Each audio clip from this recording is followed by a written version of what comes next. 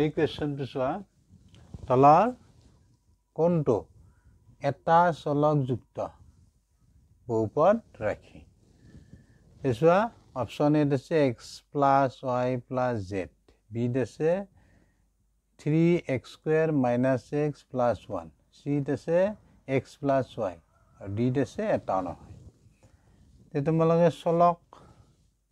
জানা নিশ্চয় যিবোৰ বৰ্ণ বা আখৰে বিভিন্ন মান গ্ৰহণ কৰে এইবোৰক আমি চলক বুলি কম আৰু আমাৰ বৰ্ণমালাৰ x y z এই বৰ্ণবিলাকক আমি চলক হিচাপে বীজগণিতত ব্যৱহাৰ কৰোঁ এতিয়া চোৱা ইয়াতে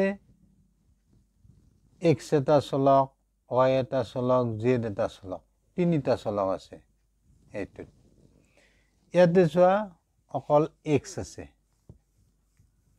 গতিকে আমাৰ এই প্ৰশ্নটোৰ উত্তৰ হ'ব b এইটো হ'ব ইয়াতে অকল চলক x আছে চোৱা 3x² - x + 1 গতিকে ইয়াত অকল চলক x আছে চিত চোৱা দুটা আছে x আছে y আছে গতিকে আমাৰ শুদ্ধ অপশ্যনটো হ'ব b বুজি পালা নিশ্চয়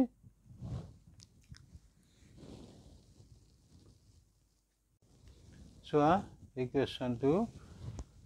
px = cx + d বহুপদটোৰ শূন্য হ'ব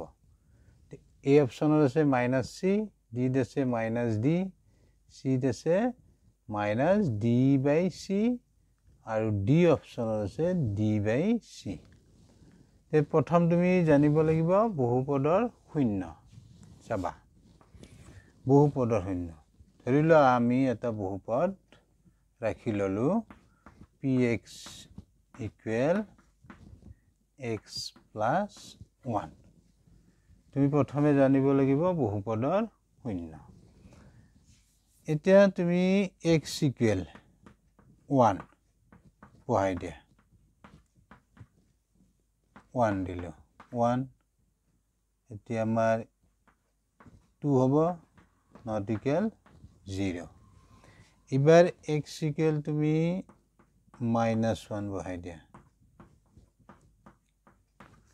এতিয়া কি হ'ব -1 + 1 0 তে চোৱা x = -1ৰ বাবে x + 1 এই বহুপদটোৰ মান আমি কি পালো শূন্য গতিকে আমি কি কম এই -1টোক এই বহুপদটোৰ এটা শূন্য বুলি কম ভালো বুজি আৰু এই বহুপদটোৰ শূন্য পাবলৈ হলে এই px = কি হ'ব লাগিব 0 ভালো বুজি তে শূন্য মই বুজাই দিলো বহুপদৰ শূন্য কি গতিকে x = -1 x + 1 এই বহুপদটোৰ এটা শূন্য আৰু এটো ৰৈখিক বহুপদ ইয়াৰ শূন্যৰ সংখ্যা হ'ব মাত্ৰ এটা এইটো হ'ব -1 এইটোৰ ক্ষেত্ৰত ভালো বুজি এতিয়া চাবা cx + d বহুপদটোৰ শূন্য পাবলৈ হলে px = কি হ'ব লাগিব 0 হ'ব লাগিব এতিয়া px ৰ ভ্যালুটো শূন্য হ'ব লাগিব px শূন্য হলে আমি কি পাম cx + d = 0 হ'ব ইয়াৰ পৰা তুমি এটা সলভ কৰা d টো ইফালে আহিলে মাইনাস x = চোৱা x ৰ লগত c টো পূৰণ আছে গতিকে ইফালে আহিলে হৰণ তে পাই গলো আমি এতিয়া তুমি চাব পাৰা -d/c এই বহুপদটোৰ শূন্য হয় না নহয় অৰ্থাৎ x = এই ভ্যালুটো বহাই দিলে আমি ৰিজাল্টটো শূন্য পাব লাগিব চোৱা LHS আমি শূন্য পাই না ৰকম চাম কি আছে LHS ত CX + D c into x ৰ ভ্যালু বহাই দিয়া প্লাস d এটো মাইনাস আছে এতিয়া কোনে মানে প্লাস গতিকে মাইনাস into প্লাস গতিকে মাইনাস হ'ব c into d by c plus d c cancel গলে থাকিল আমাৰ minus d plus d result 0 হৈ গল তাৰমানে আমি বুজি পালো minus d by c এই